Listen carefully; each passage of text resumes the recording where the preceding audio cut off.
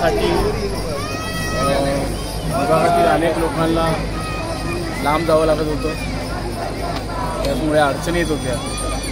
9 वर्षापूर्वी नागरिकांच्या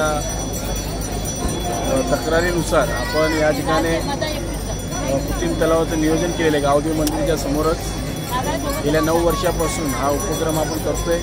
आता 5 दिवसाची, 1.5 दिवसाची आणि 7 दिवसाची आणि 11 दिवसाची असे आज काहीतरी 150चा आकडा झालेला आहे। सर्व मिळून आतापर्यंत 1000च्या वरती लोकांनी या कृत्रिम तलावामध्ये गणपती विसर्जन करून त्याचा लाभ घेतलेला आहे। अनेक या ठिकाणी संस्था आपल्या इथे कार्यरत आहेत या, म्हणजे इथे कोणत्या प्रकारे तुम्हाला घाण पडलेली दिसणार नाही. त्या संस्थेच्या माध्यमातून घाण कचरा इथे अजिबात होऊ देत नाही. आपण या संस्थेचे सदस्य लोक, विजय फाउंडेशन सदस्य जे लोक ते डस्टबिनमध्ये टाकून महानगरपालिकेच्या स्वाधीन दुसऱ्या दिवशी केलं. गणपतीला काय मागणी केली यावर्षी? गणपतीला मागणी केली की हा कल्याणपूर्व जो आमचा शहर आहे हा अतिशय विस्कळीत पडलेला आहे. रस्ते बरोबर नाही, एखादं गार्डन मोठं नाही आहे, मैदान नाही आहे, त्याचप्रमाणे शासकीय इमारत हॉस्पिटल नाही आहे.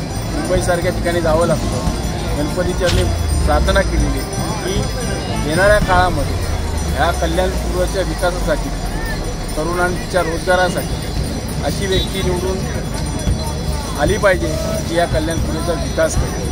कल्याणपूर्व हा कल्याणपूर्वेचा अनेक वर्षापासून शोषण झालेलं आहे. त्याप्रमाणे या कल्याणपूर्व भागामध्ये अतिशय पाण्याचा प्रश्न भयानक आहे.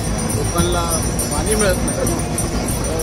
मी या कल्याणपूर्वेच्या पाणी समस्या आणि इतर ज्या समस्या आहेत, हॉस्पिटल, मैदान, गार्डन, शासकीय इमारत, अशा सगळ्यांसाठी मी प्राधान्य देण्याचा प्रयत्न करेन.